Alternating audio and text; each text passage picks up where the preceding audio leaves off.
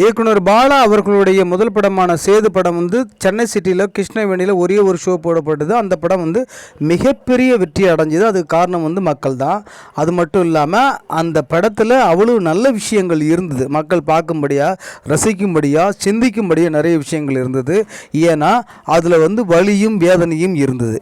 அதே மாதிரி இப்போ வாழைங்கிற திரைப்படமும் ஒரு சமூகத்தில் பின்தங்கி இருக்கிற எளிய மனிதர்களோட குரலாக வந்து வாழை திரைப்படம் எடுக்கப்பட்டிருக்கு. அதுக்குள்ளே இருக்கிற வலிய வேதனை சொல்கிறதுக்கு அந்த மாதிரியான மனிதர்களால் மட்டும்தான் முடியும். அதை தப்பான விமர்சனம் பண்ணுற யாரை பற்றி இந்த உலகம் கவலைப்படுறதா இல்லை.